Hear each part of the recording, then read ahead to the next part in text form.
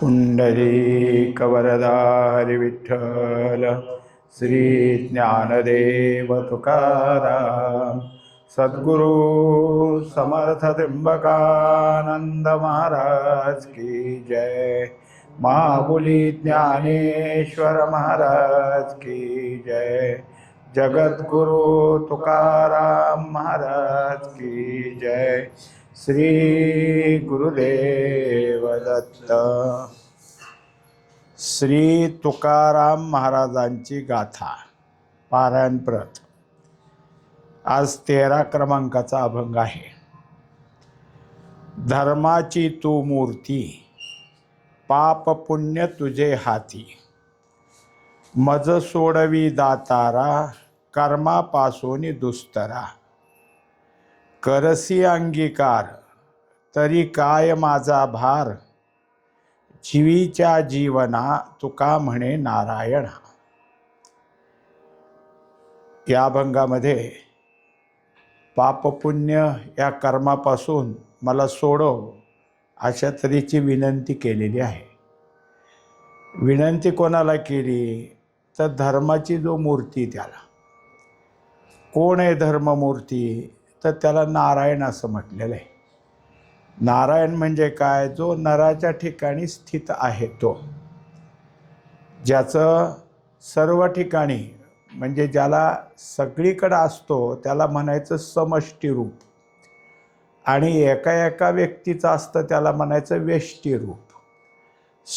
समष्टी रूपाच्या ठिकाणी ज्याचं असणं आहे, तेव्हा आता या नारायणाला दुसरं काय नाव आहे तर ईश्वर।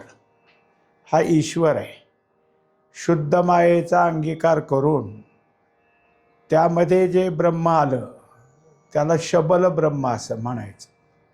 शबल ब्रह्म हाच ईश्वर आहे, हाच नारायण आहे। आणि हे सगळं काय आहे? धर्ममूर्ती, कारण तो जगन्नियंता आहे। जगी जगदीश शास्त्रे वदती सावकाश। तो सर्व जगाच्या ठिकाणी आहे। जगदीश म्हणजे ईश म्हणजे काय ते ईशितव्य करणे, नियंत्रण करणे। म्हणजेच कशाचं नियंत्रण आहे तर प्रत्येक मनुष्यजात हा पापपुण्याच्याच समानतेतून आलेला आहे। त्यामुळं त्यांची जी पापपुण्य आहेत ती सगळी तुझ्या हाती। तू कसायचं धर्माची मूर्ती आहेस। तुझ्या ठिकाणी धर्म म्हणजे काय तर धर्म या गोष्टीचा विचार असा करता येतो आपल्याला की ज्या ठिकाणी साधक बाधक म्हणजे योग्य असं आचरण शिकवलं जातं आणि अयोग्य आचरणाला शिक्षा दिली जाते, तेव्हा योग्य आचरण जे काही त्याचं फल आहे त्याला म्हणायचं पुण्य, अयोग्य आचरणाची जी शिक्षा आहे त्याला म्हणायचं पाप। म्हणून पाप पुण्य हे सगळं त्याच्याच ठिकाणी। हे सगळं कुठून आलंय तर हे पूर्वीचंच आहे। त्या पूर्वी आपण केलेल्या कर्माच्या जे जे काही त्याचे संस्कार अंकुर आहेत, अंश आहेत, त्या अंशाचा साठा म्हणजे संचित। तेव्हा हे जे संचय आहेत तो संचिताचं जे आहे ते याच्याजवळ आहे, कारण अव्यक्त कोण सांभाळतं ते ईश्वर सांभाळतो। आणि त्यातूनच आपल्याला काय आहे की पाप पुण्य भोगण्यास देतो। पाप पुण्य दोन्ही वाहती मार्ग, स्वर्ग नरक भोग याची पेणी। आता याच्यातूनच काय होतं तर पापाचा मार्ग कोणता आहे, पुण्याचा मार्ग कोणता आहे ते कोण शोधतं तर ईश्वर। त्याच्यासाठी सांगितलं पुण्य मार्ग म्हणजे स्वर्गाकडे जाणं, पाप मार्ग म्हणजे नरकाकडे जाणं।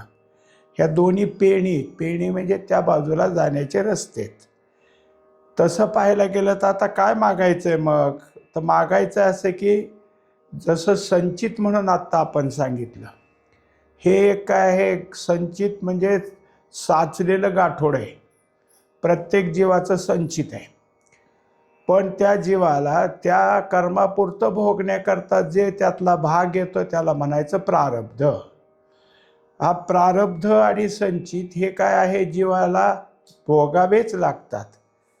प्रारब्ध सोडून किंवा संचिताला सोडून मी वागेन असं नाही.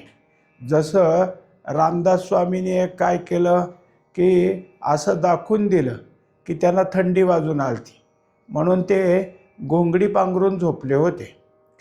पण कोणाला तरी चाहूल लागली की शिवाजीराजे आलेत. पण आता समर्थाला तर थंडी वाजून आली, कसं सांगावं. पण ह्यांची कुजबूज होता होता एक जणांनी थोडंसं मोठ्या आवाजात म्हणलं, राजे आलेत समर्थांना भेटायला. ते त्यांच्या कानावर गेलं. मग त्यांनी घोंगडी काढली पांघरुणा घेतलेली आणि त्यातनं बाजूला अंथरुणाच्या बाजूला जाऊन बसले. पण ती घोंगडी होती ती थडथड थडथड उडत होती. शिवाजीराजे आले, बसले, बोलतात, पण त्यांचं लक्ष त्या घोंगडीकडं. घोंगडी तर नुसतीच आहे आणि ती थडथड कशी उडतीये. मग त्यांनी समर्थाला विचारलं, अहो हे असं का झालं आहे, घोंगडी का थडथड अशी थरथर कापल्यासारखी. म्हणले माझी थंडी ठेवली त्यात.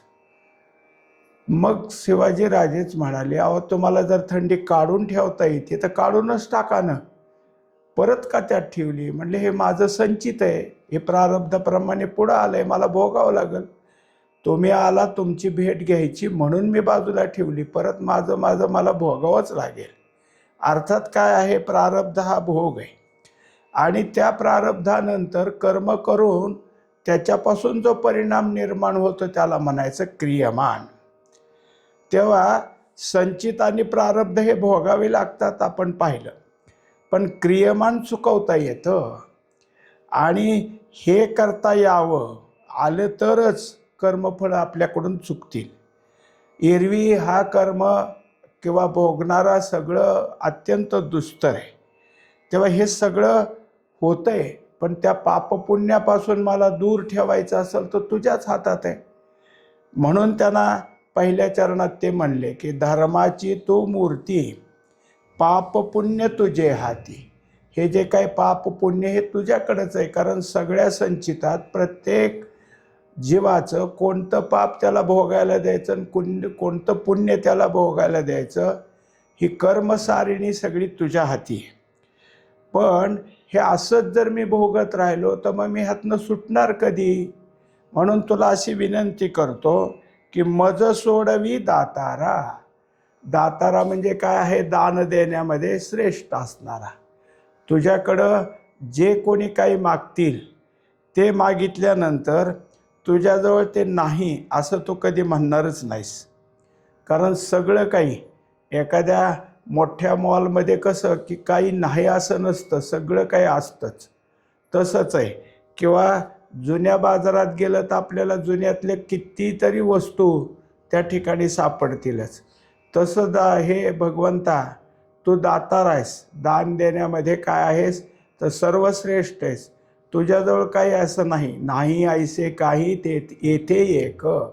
तुकोबारायानं पंढरीनाथाचं उदाहरण दिलं की काय उणे आम्हा विठोबाचे पायी, नाही ऐसे काही येथे एक. काय नाही इथं, कारण असे की सगळेच वाण ठेवावं लागतात. कारण जीव हे असे आहेत की त्यांना अंतरंगातलंच पाहिजे असं नाही, त्यांना बहिरंगाचं पाहिजे. मला हे दे, मला ते दे, मला ते दे. आणि देव दयाळू आहे, कोणाला काय द्यायचं ते मागितल्याप्रमाणे देणार. त्याचा त्याला खऱ्या अर्थानं फायदा झाला का तो गुंतला, देव म्हणले आता ते त्याचं आहे. कारण त्याच्या मागण्या कोणामुळे, त्याच्या कर्मामुळे. मग आता त्या मागणीला तो जसा मागतो तसं मला द्यायचं आहे. कारण ईश्वराची एक काय आहे, सिद्धांत रूपत आहे, कर्मसिद्धांत त्याला म्हणायचं. ईश्वर त्या कर्मसिद्धांताला आहे. कसा असतो तर कृतप्रणाश, जे केले ते फेडून घ्यायचं, कृतप्रणाश. आणि दुसरं काय अकृताभ्यागम, म्हणजे जे केलंच नाही ते त्या जीवाकडून किंवा त्या जीवाला भोगण्याकरता द्यायचं नाही. एक केलंय ते भोगून घेणं म्हणजे काय, त्याला काय म्हणायचं कृतप्रणाश. आणि जे केलंच नाही ते भोगायला द्यायचंच नाही त्याला म्हणायचं अकृताभ्यागम. ईश्वरानं हे सिद्धांत पाळलेले आहेत. मग आता तरीसुद्धा दुसऱ्या चरणात ते म्हणले की मज सोडवी दातारा. तेव्हा हे दातारा, तुझ्याकडं हे जरी सगळं असलं तरी मला ह्यातनं सोडव. कारण या कर्मातून आपले आपण सुटेल असं कधी नाही. का तर कर्मापासून हे सगळं सुटण्याकरता काय दुस्तर कर्म हे दुस्तर आहे. दुस्तर म्हणजे कठीण आहे. जसं एखादं सावज जाळ्यामध्ये अडकलं तर जितके ते हिसके घेतं तितकं ते जाळं त्याला पक्क करत असतं. म्हणजे ते सुटण्याचा प्रयत्न करतो. किंवा चिखलाचं झालेलं अतिशय काय आहे पातळ चिखल आणि खोलवर चिखलच आहे असं जे असतं तिथंसुद्धा गुंतला की तो हातपाय हलवू लागला तर खाली खालीच जाईल. त्यातनं निघणं कठीण आहे. तसं ह्या कर्मातनं निघणं कठीण आहे. कर्म कसं आहे तर कर्म हे दुस्तर आहे. मग दुस्तर कर्म कसंच असतं तर त्यातनं बाहेर निघण्याकरता कठीण जातं. एक प्रमाण दिले, पुरे हा संसार कर्म बळीवंत दुस्तर राहो नेदी स्थिर एके ठाई निश्चळ. तेव्हा हे राहू देत नाही. आता त्याच्याकरता मला काय करावं लागेल तर तुलाच शरण जावं लागेल. तुला शरण गेलो तरच ह्या कर्मापासून, म्हणजे कसं कर्म आता दुस्तर कर्मापासून मला जर काय असेल तर तू दूर करशील. तेव्हा हे दुस्तर म्हणजे कठीण कर्म आहे पाहिलं आपण. मग कसं दूर होता येतं ह्यातनं? कर्म तर काय आहे आपल्याला पूर्व संचितापासून प्रारब्धातनं आलेलं आहे. मग भगवंत काय करणार ह्याला? भगवंताला तर जसं तसं आहे तसं आपल्या पुढं तर द्यायचं आहे. मग त्याला त्यांनी एकच सांगितलं की भगवंताने आपला अंगीकार केला म्हणजे काय केलं तर त्याच्या आश्रयावर आपण कर्म करू लागलो. आत्तापर्यंत कर्म करत होते ते स्वआश्रयावर म्हणजे कर्ता होऊन, आणि कर्ता होत असल्यामुळं त्या कर्माचे जे काही दोन टोकं आहेत पाप आणि पुण्य हे आहेतच. कोणतंही कर्म झालं तर पापरूप आहे, कोणतंही कर्म पुण्यरूप आहे. घरात काही मित्रमंडळी आली म्हणून त्याने घरातल्या माणसाला सांगितलं स्वयंपाक करा. मग घरातल्याने आपलं आता ह्यांचे मित्र आहेत, जवळचे मित्र आहेत म्हणून चांगला साग्रसंगीत असा स्वयंपाक केला. मग सगळे जेवायला बसले, सगळ्याला ते पदार्थही आवडले, सगळे अगदी आनंदाने जेवले, तृप्त झालं. पण सगळं झाल्यावर ते मित्र निघून गेले. तेव्हा त्या घरातली बाई अरे अरे दमले म्हणून काय केली एका जाग्याला बसली. तेव्हा आता हिचं दमणं म्हणजे काय तर तिला झालेलं दुःख म्हणजे काय तिच्याजवळ आलेलं पापाचं फळ. आणि ह्यांना सगळ्याला चांगला पदार्थ लागला म्हणजे ह्यांचं सुख म्हणजे हे पुण्याचं फळ. मग कुठल्या कर्मात पाप आहे आणि पुण्य आहे? पुण्य एकीकडं होतं तर पाप एकीकडं होतं. तेव्हा कधीच नाही की असं कर्म केवळ पुण्याचं आहे केवळ पापाचं आहे. दोन्ही कर्म दोन्ही अंग त्यात असतात. ह्यातलं बलवत्तर काय त्याप्रमाणे तिथं साठा वाढतो, पाप किंवा पुण्य. म्हणजे हे कर्म आहेत. पण ज्यांना आता भगवंताचा आश्रय घेतला आहे, जे काय असेल ते भगवंताच्या ठिकाणी, मग तिथं मात्र हा काय जगन्नियंता आहे. त्याच्या ठिकाणी सगळं होतं. मग तो काय करणार? आमच्या क्रियमानात बदल करणार. कारण आत्तापर्यंत क्रियमान आम्ही वागवत होतो, वाढवत होतो. पण आता सगळा जर आश्रय भगवंताचा असेल तर केलं कर्म हे कोणाच्या आश्रयावर? भगवंताच्या म्हणजेच ईश्वराच्या आश्रयावर होत असल्यामुळं करता कुठे? आणि जे काही व्हायचं असेल ते त्या ठिकाणी नाही. एकदा असंच झालं, श्रावण महिना आणि पौर्णिमा त्या दिवशी जानवं घालणं, जानवं बदलणं हे एक काय आहे की सगळ्यांच्या ठिकाणी असतं. मग सगळे ब्राह्मण मंडळी नदीमध्ये स्नानात थांबलेत, अर्धवट पाण्यात मांडी घालून बसलेत आणि जानवं बदलण्याचं कार्य तिथं चाललेलं. हे पैठणमध्ये गोदावरी नदीमध्ये. आणि तिथून चालले होते रामदास स्वामी. आता त्यांचं गाव पैठणपासून जवळच, म्हणजे काही अंतर आहेच पण पैठण तसं त्या भागातच. मग ते तिथून चालले. त्यांच्या हातात होतं गल्लुलं म्हणजे ज्याला वाद्या बांधलेल्या असतात आणि पक्षी मारण्याकरता त्याचा उपयोग होतो. मग आता ह्यांचं लक्ष गेलं, अरे म्हणले हा ब्राह्मण आणि ह्या हातात काय घेतलंय? आता इथं जानवं बदलण्याकरता आपण सगळे बसलो, ह्याला ह्याचं काहीच नाही, हे असलं घेऊन चाललाय. मग एक जण म्हणला अरे हे काय आहे, कशाला घेतलंय हातात? ते म्हणले काय नाही उगाच आपलं. त्याने काय तुला येतं का काही? असं काही नाही. एकाने पाहिलं वर आकाशात घार होती, मारतो का म्हणले त्या घारीला? ते म्हणले तुम्ही म्हणत असाल तर. आता म्हणत असाल म्हणल्यावर त्यांनी खडा घेतला, बरोबर दाखव बरं मारून, की मारलं तर ते आकाशातल्या घारीला लागला ना, ते घार त्यांच्याच पुढं फटकन पडली. अरे अरे आता बेली की म्हणले, आता तुला लागलं पाप, चल म्हणले आता पाप क्षालन करण्याकरता इथं पुरश्चरण कर. बघा मला कशाला पाप लागते, तुम्ही सांगितलं मारा, मी मारली, माझा काय संबंध आहे, तुम्हीच मारा म्हणून सांगितलं, तुम्हाला प्रायश्चित करावं लागेल. असं कुठं असतं का, तुझ्या हातनं हत्या झाली, चल. मग आता त्याला काय आहे, पुरश्चरणाचे जे जे काय असतात ते मंत्र म्हणायचे, त्याप्रमाणे एकदा माती लावायची अंगाला, एकदा गोमूत्र लावायचं, एकदा शेण लावायचं, म्हणजे पंचगव्यात माती अधिक करून स्नान घालायचं. सगळं झाल्यावर बरं झालं म्हणले, आता तरी शुद्ध झालास. म्हणले मी झालो शुद्ध, पण घार नाही ना उठली, ती काय तिथंच आहे, ती काय उठत असते का, उठत नसते, मग कसं शुद्ध झालं. तुला उठवता येत असले तर उठव. म्हणलं बघा तुम्ही म्हणत असाल तर उठव उठव. एक जण म्हणला, ए बाई उठ जा, ते घार गेली उडून.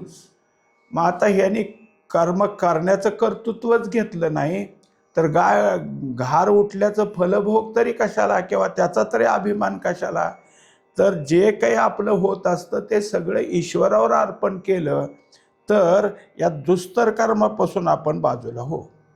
तेव्हा तुकोबारायचं एक प्रमाण आहे, तुका म्हणे घालू देवावरी भार, वाहू हा संसार देवा पायी. आता जर हा सगळा संसार देवाच्या चरणावर वाहिला म्हणजे देवाला वाहिला याचा अर्थ काय, देव उचलून घेऊन जात नाही किंवा त्याचा मालक होत नाही, पण आपण मालक नाहीत ना. आता देवाच्या पायी वाहिल्यानंतर हे सगळं आहे.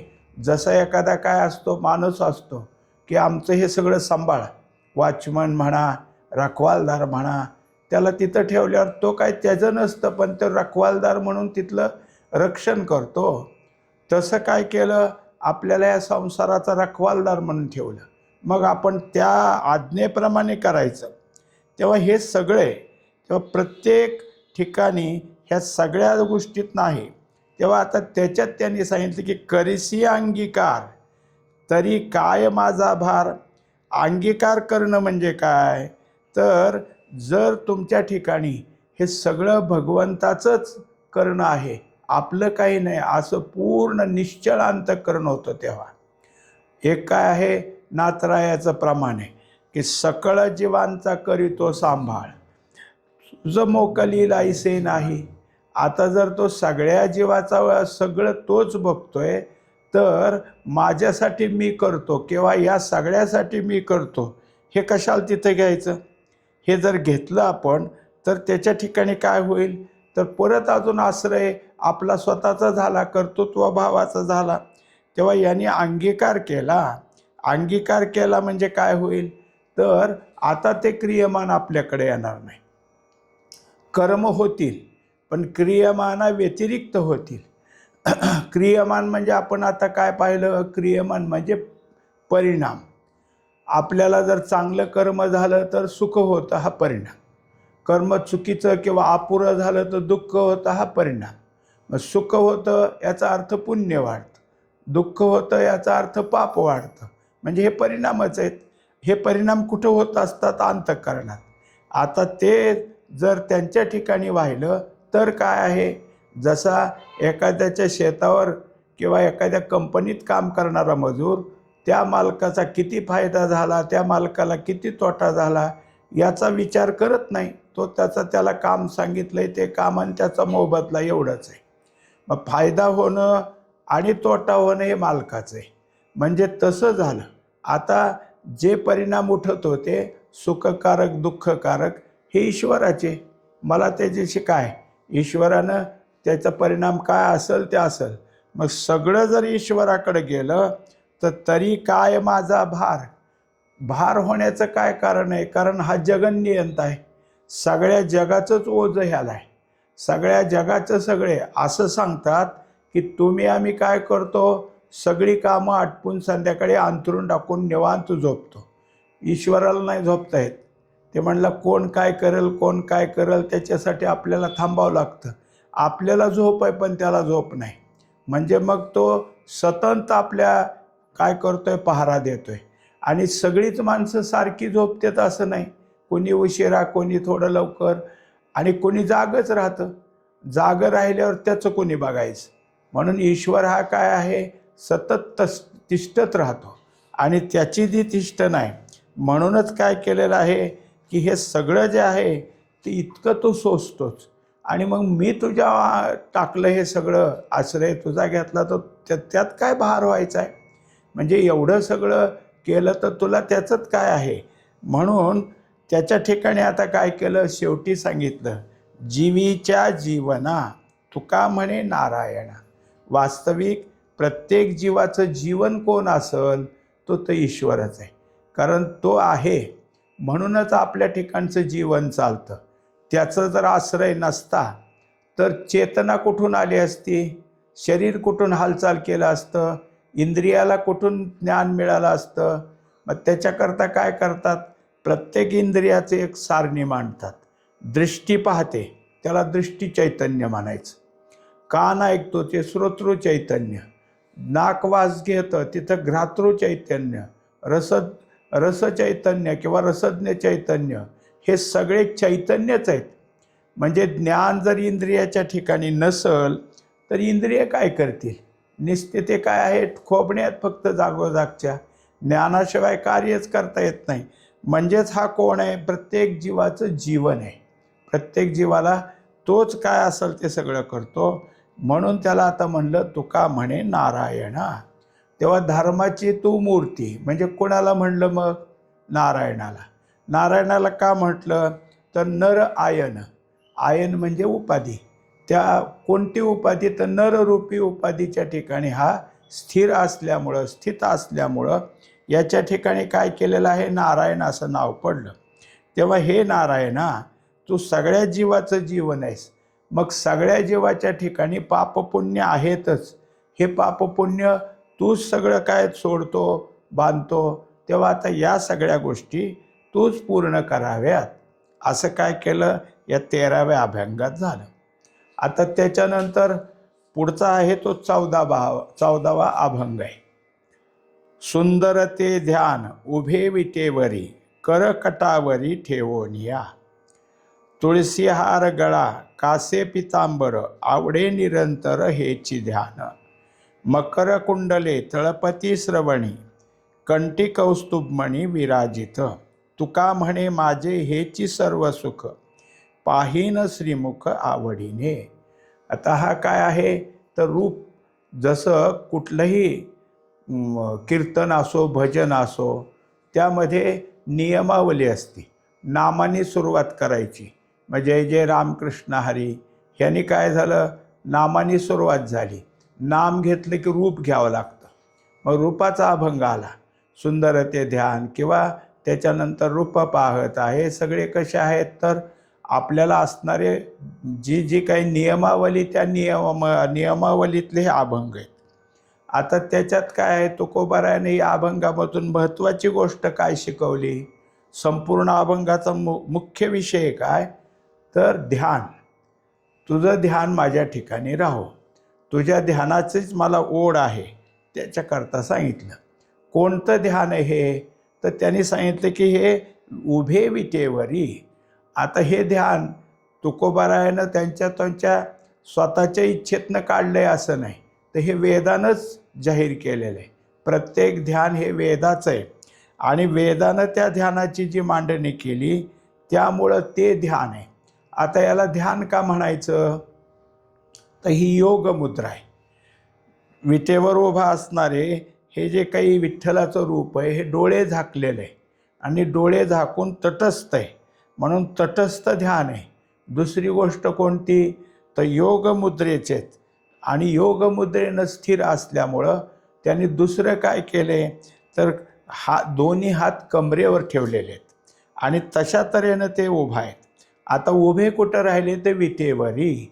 विटेवर उभं राहणं म्हणजे कसं असतं तर वीट हे काय आहे, ज्या प्रकारची साधारण 9 इंच आणि 4 इंच असं जर म्हणलं तर ती साधारण 9×36 एवढंच तिचं क्षेत्रफळ होतं इंचाचं.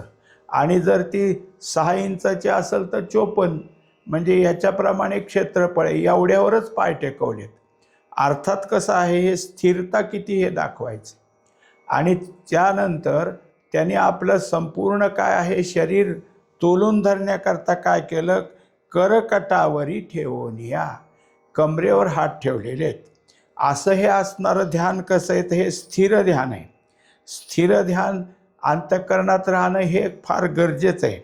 आणि नुसतं ध्यान नाही, त्याची अजून ओळख कोणती, तर तुळसी हार गळा कासे पितांबर, हे दुसऱ्या चरणात सांगितलं. तुळशी हार गळा म्हणजे काय घेतलेलं आहे, तुळशीचा हार आहे. तुळशीचाच हार का घेतला, कारण प्रत्येक देवतेचं वेगवेगळं वैशिष्ट्य आहे. कोणाला बेल लागतात, कोणाला दुर्वा लागतो, कोणाला अजून काही लागतं. आता यांना तुळस लागते. तुळस कशामुळं, तर पूर्वी एक वृंदा म्हणून होऊन गेली, तिला लग्न करायचं होतं आणि ते काही यांना शक्य नव्हतं, म्हणून तिने स्वतःला जाळून घेतलं आणि त्यातून ज्या राखेतून उभा राहिली ही तुळस. म्हणून प्रत्येक वर्षी आपण तुळशीचं लग्न लावतो, कारण तिची इच्छा पूर्ण करायचा प्रयत्न करतो. आता त्याप्रमाणे काय आहे की त्यांनी सांगितलं की तू आता जे आहेस ते माझी भक्त होऊन राहशील. आणि मग तिच्या तुळशीपासून निघालेल्या ज्या मंजुळा आहेत त्या मंजुळेचा हार विठ्ठलाच्या गळ्यामध्ये असतो. तुळशी हार गळा. आणखीन काय केलं, कासे पितांबर. पितांबर म्हणजे पिवळं वस्त्र, की जे रेशमी वस्त्र आहे, रेशमी काठ आहेत त्याला, आणि ते तुम्ही अंगावर नेसलेले आहेत. कुठं नेसलेले आहेत, तर कासे पितांबर म्हणजे त्याचा कमरेभोवती सगळ्या कासोटा घालून ते नेसलेले आहेत. आणि मग त्याच्यानंतर त्याने सांगितलं की आवडे निरंतर हेची ध्यान. मला असं ध्यान पाहिजे की एवढं तेवढं नाही, तर निरंतर, म्हणजे हे निरंतर माझ्या ठिकाणी राहिलं पाहिजे. कधीतरी ध्यानाला बसल्यावर असं ध्यान व्हावं आणि कधी न व्हावं असं नसून कायमचं ध्यान माझ्या ठिकाणी झालं पाहिजे. आता दुसरी एक ओळख त्यांची करून दिली, मकर कुंडले तळपती श्रवणी. मकर म्हणजे मत्स्य. असं काय आहे, मत्स्याकार असणारं त्यांचं जे काय आहे कानातला अलंकार आहे, तो अलंकार माश्याचे आकार आहेत. आणि दुसरं कसं आहे तर कुंडल. कुंडल म्हणजे लोंबकळणारं. लोंबकळणारं कर्णफूल जे असतं त्याला कुंडल असं म्हटलं जातं. म्हणजे नुसते कानातच अडकवले नाहीत, तर त्याचे काय आहे लोंबकळतात. आणि त्यामुळं त्याच्या ठिकाणी काय होतं की प्रकाश आल्याबरोबर चमक उठते. तळपती, तुमच्या ठिकाणी कानामध्ये या प्रकारचे अलंकार आहेत. आणि ते अलंकार शिवाय जसं अगोदर सांगितलं तुळशी हार गळा, तसं सांगितलं कंठी कौस्तुभ मणी. हा काय आहे, गळ्यामध्ये कौस्तुभ मणी. कौस्तुभ मणी हा काय, तर समुद्र मंथनातून बाहेर निघालेला आहे. आणि तेवढंच आहे, जसं विष्णू लोकात जे जे जातील ते ते त्या लोकात असतील, पण विष्णूसारखं सगळं त्यांचं आहे. फक्त त्यांना ओळख कोणती विष्णूत आणि या लोकात, तर विष्णूच्याच गळ्यात फक्त कौस्तुभ मणी असेल. इतर त्या लोकात कोणी असलं तर त्यांच्या गळ्यात कौस्तुभ मणी नाही. हीच एक तिथली ओळख असल्यामुळं तुमच्या गळ्यात हा मणी अत्यंत काय तेजस्वी, फार सुंदर असा दिसत आहे. आणि त्या सगळ्या गोष्टीकडे पाहिलं म्हणजे काय होतं, तर वेदी आणि कास ऐसा जया अंगी रस. आता जो कोणी आहे त्याचं माझ्याकडे लक्ष जाईल असं तुमचं स्वरूप आहे. आता हेच पुढं दाखवलं की तुका म्हणे माझे हेची सर्व सुख. हे ध्यान जितकं माझ्या ठिकाणी टिकल हेच माझं सर्व सुख आहे, मला दुसरं काही नाही. पाहीन श्रीमुख आवडीने. तेव्हा अंतःकरणात ध्यान टिकावं म्हणून तुमच्या श्रीमुखाकडं पाहीन, श्रीमुखातला आनंद स्वरूप पाहीन. आनंद स्वरूपाचं ध्यान माझ्या ठिकाणी लागेल आणि त्यामुळं माझ्या ठिकाणी पुन्हा सुख निर्माण होईल, सुख जागृत होईल, सुख मला भोगायला मिळेल. पुंडलिक वरदा हरी विठ्ठल, श्री ज्ञानदेव तुकाराम, सद्गुरु समर्थ त्र्यंबकानंद महाराज की जय. माऊली ज्ञानेश्वर महाराज की जय. जगद्गुरु तुकाराम महाराज की जय. श्री गुरुदेव दत्त.